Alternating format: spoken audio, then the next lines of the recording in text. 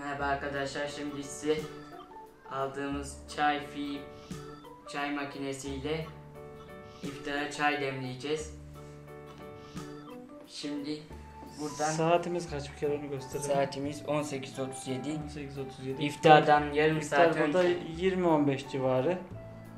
Evet, Şimdi çay makinemizi gösterelim. şuradan Kapağını açtık. iyi çekmemişim. Burası çaydanlık. 1,5 litre alıyor. Oraya Burası da çay. çay 0,8 litre alıyor. Şuraya tamamen dolduracağız. Oraya bir Baksa kere kadar. su dolduracağız.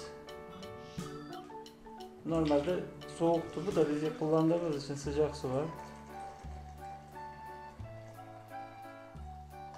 Maksimum seviyeye geldi. Bunu da tamamlarız altını. Bir tamamlayalım. Kettle kısmına suyumuzu tamamladık. Önce Şimdi şuna çaylarımızı atsaydık. Çayımız çelik süzgeci var. Cam burası. Süzgecin içine biz 2 tane demlik poşet atacağız. Bakalım nasıl olacak 2 tane demlik poşetiyle. Buraya koyuyoruz. İftardan sonra tamamlayacağız videoyu. Kapağını kapatıyoruz. Saatini ayarlıyoruz. Hadi ayarla bakayım, bırak. Zıplamaya başladı. Saatten durdu, yeniden basman lazım. Buna basılı tutarken mi yapacağız? Hayır, yok canım. Zıplarken ayarlayabilirsin. Bir daha bas. Auto ayara bas. Şimdi saate bas. Elini çek oradan. Bir daha bas. Şimdi 19:59 ayarlı. 45'e kadar getir dakikayı. Basılı tutarsan da gidiyor. Gidiyor. 45'e kadar değil mi? 19:45'e ayarlayalım. Durdu.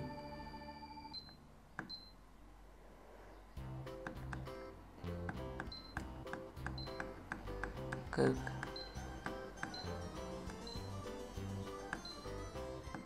Tamam, 45. Şimdi 19:45'e ayarla ama çalışmaz. Çalışması için auto dem yazan düğmeye basıp ışığını yakman lazım. Şu anda 19:45'te çalışmaya ayarlı. Yok ben şimdi demlemek istiyorum diyorsan buradan kapatıp manuel deme basabilirsin.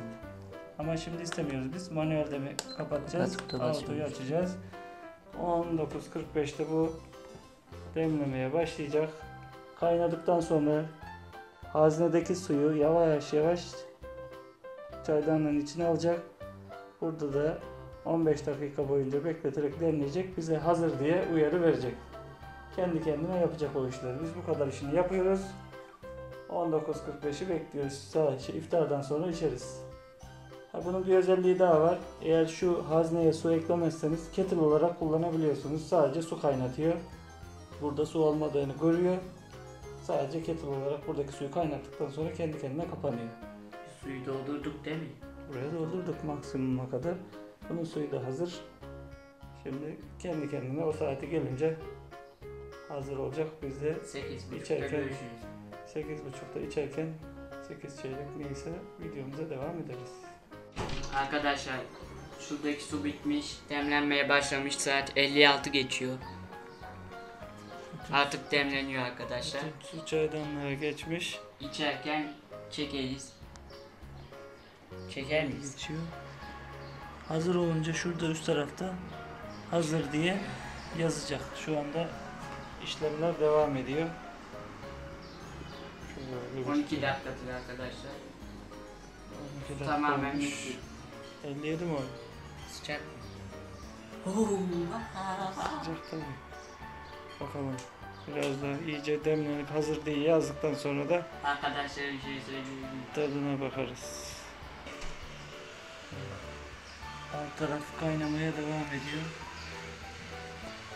Evet, Üst tarafta dinleniyor. Ya kaynamıyor da sıcak tutuyor.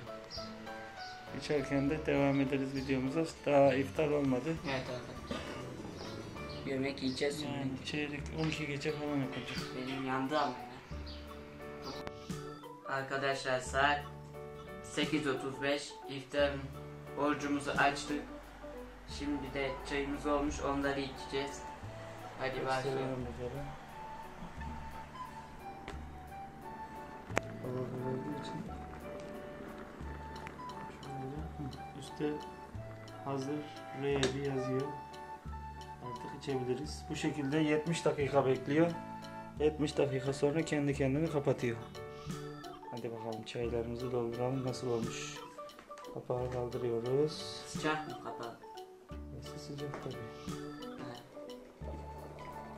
Böyle altını Soğuk diye elinizi koymayın arkadaşlar. Koyarsanız yanarsınız. Hop. Sadece 2 tane demlik poşete attığımız için biraz demlik koyuyorum.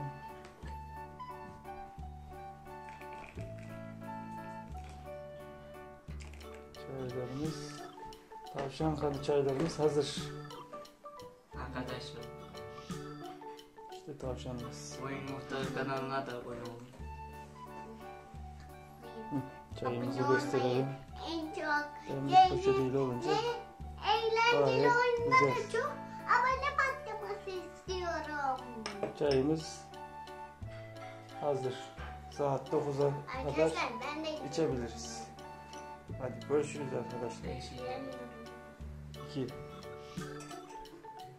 Annem içiyor mu? Ne haber İçer. arkadaşlar? Tamam, hadi Zeynep de görüşürüz. burada. Video bitmedi Benim mi? kanalımda çok abone patlaması yapmıyorsunuz. Zeynep'in Size kanalına, abone olmayacağım. Zeynep'in kanalına abone patlaması yapmanız gerekiyor. Yoksa size abone yok. Abone yok. Şöyle taş köprü manzarası gösterelim. Ama Akşam oldu.